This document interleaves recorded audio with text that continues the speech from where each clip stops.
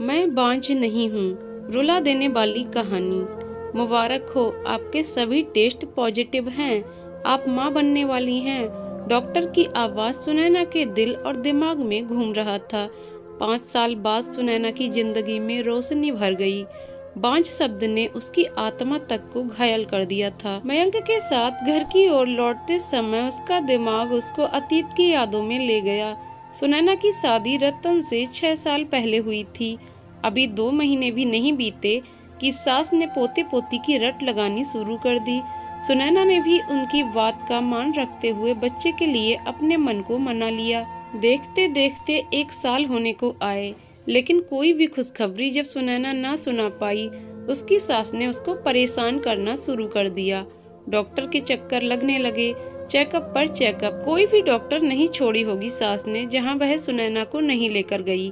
सभी डॉक्टरों का यही कहना था कि सुनैना की रिपोर्ट नॉर्मल है, आप एक बार रतन के चेकअप करा लीजिए। लेकिन सास उसकी, मेरा बेटा मर्द है, उसके अंदर कोई कमी नहीं है, चिल्लाकर बोलने लगी।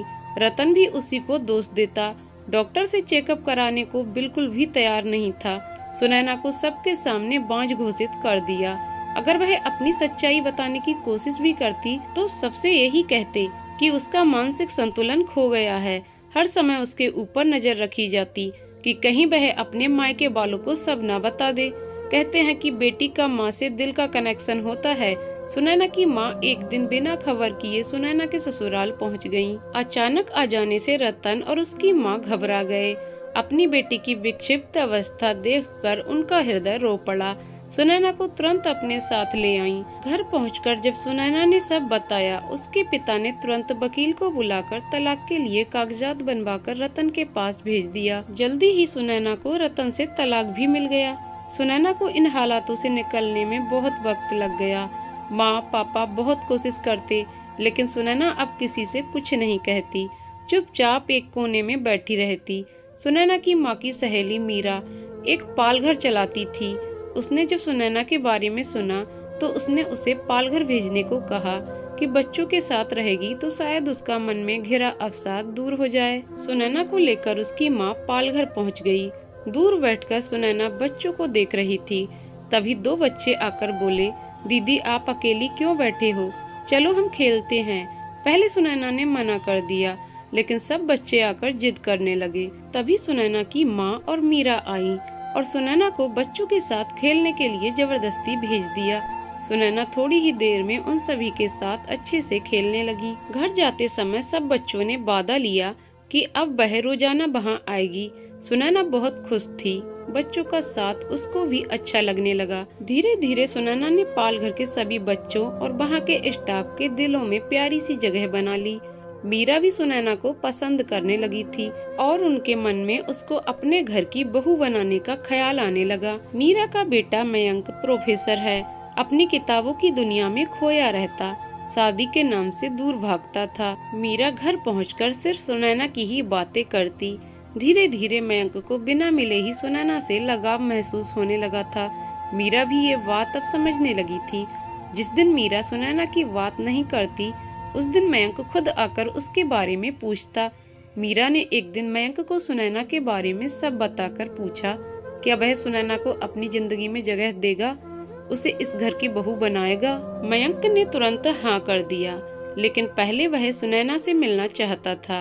दूसरे दिन मयंक पालघर पहुंच गया। मीरा ने सुनैना से मयंक को मिलवाया।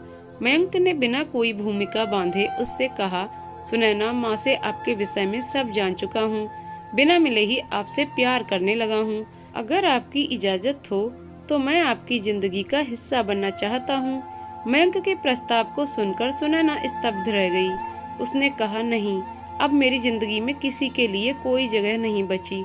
उसकी आंखों में आंसू आ गए। मयंक उसकी स्थिति को अच्छे से समझ रहा था। ठीक है, आप दोस्त बनेंगी मेरी? मयंक ने पूछा। न जाने क्या सोचकर सुनैना ने दोस्ती के लिए हाँ कर दी। कहते हैं कि प्यार की शुरुआत दोस्ती से ही होती है।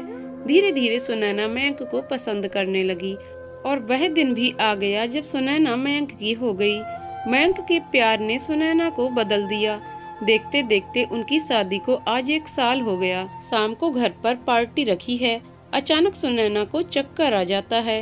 मयंक उसको अस्पताल ले आता है, जहां डॉक्टर उन दोनों को सुनैना की प्रेगनेंसी की खुशखबरी देते हैं। अचानक कार में ब्रेक लगने से सुनैना अतीत से बाहर आ जाती है। वह मयंक से कहती है, आज तक आपने मेरी हर इच्छा का मान रखा, क्या आज मैं आपसे कुछ मांग सकती हूँ? मयंक हाँ में सिर हिलाता है। क्या आप मुझे रतन के घर ले जा सकते हैं? मयंक सब कुछ समझ रहा था। उसने कहा, ठीक है, पता बताओ। थोड़ी देर में सुनैना रतन के घर के सामने खड़ी थी।